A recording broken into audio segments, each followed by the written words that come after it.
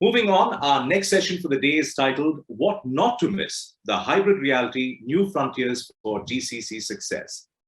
I'd like to invite Puneet Sood, Head of India, NatWest Group, and Chairman NASSCOM GCC Council.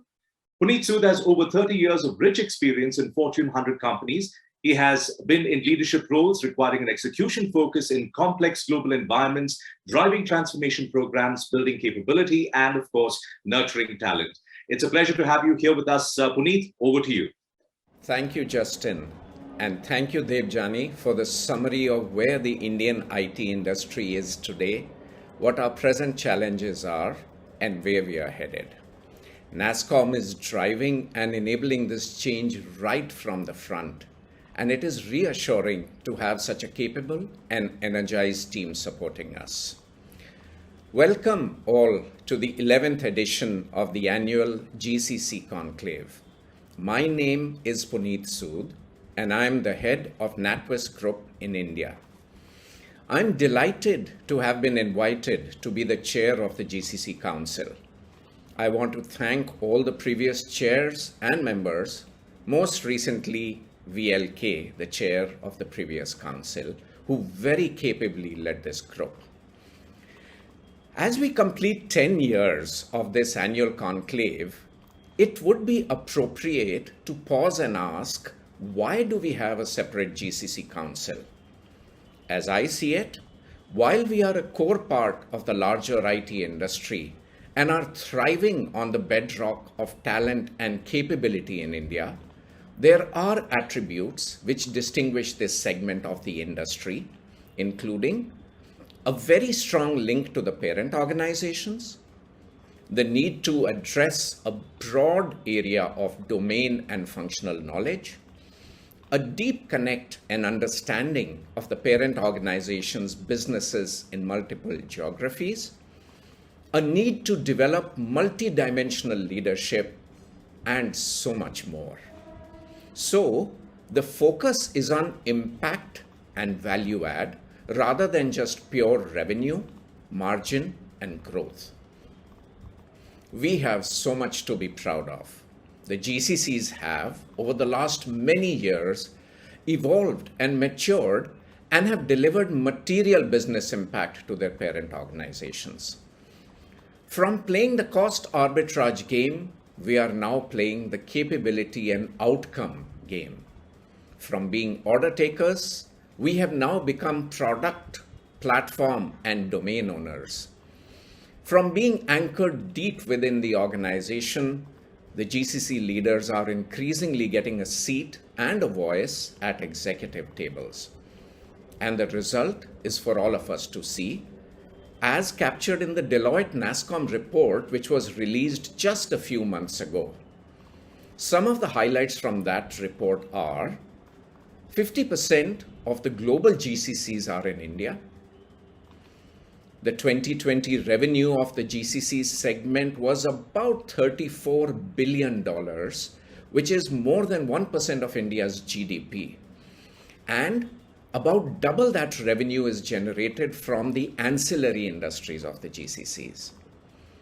More than 1.3 million people are directly employed by GCCs, which is, by the way, 25% of the employee size of India's IT industry. An additional 4 jobs are also created indirectly for every direct job. And so much more to show for what has been achieved. If we look at the last 18 months, we will realize that they have shone the spotlight on the GCCs as never before. Stories abound of solid operational resilience, agility, adaptability, all the while showing unheard of levels of employee support and empathy. The credibility of the GCCs is at an all-time high, and coincidentally, the need of the parent organizations for more talent, more capability, and more business impact has also never been higher. In a nutshell, the opportunity is ours to lose.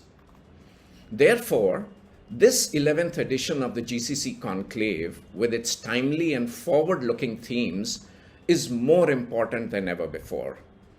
We have much to learn from each other, from the broader IT industry, and from global business leaders and practitioners. As you look at the agenda, you will see 4 themes around which this conclave has been designed. Number 1, rethinking our partnerships. We cannot, and honestly should not even try, to do everything on our own. How we use partners more efficiently, how we leverage the startup ecosystem, and how we stitch together a capability supply chain will decide who does better. Number 2, leverage networks. It's no longer about who knows who. Starting from our customers, to our suppliers, to our competitors, to academia, and to the government, we must look for leverage opportunities everywhere. All of these stakeholders want GCCs to succeed. Number 3, purposeful organizations. The pandemic has brought the need for organizations to be purposeful right to the center of the plate.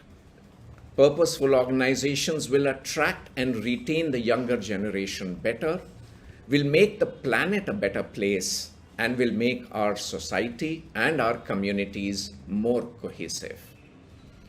And finally, number 4, a favorite topic of discussion these days, future business models and operating models. I am personally so looking forward to these sessions. The conclave has a new structure with different formats so that there is something for everyone. Deep dive sessions, town hall discussions, power notes, leader sessions, and fireside chats. And yes, let me not forget the GCC Industry Excellence Awards. So how am I going to make the most of these 2 days? I have made for myself the 3I framework, which I'm going to keep at the forefront as I attend various sessions. The first I is innovation. What can I learn from this session which can make a difference to how I do things? How can I be faster, smarter, and better? It doesn't have to be a big idea. Even one small idea can make a big difference. The second I is impact. How do I make a bigger impact for my customers? How do I make their lives simpler? How do I address their needs before they call it out as a need? And the third I of my 3I framework is inclusion. How do I ensure that whatever I do keeps in mind the needs of all our stakeholders, especially our employees, our communities, and our society at large? I hope you all also take away implementable learnings. With that, Justin, back to you. Thank you, Puneet, for setting the context and for your perspectives.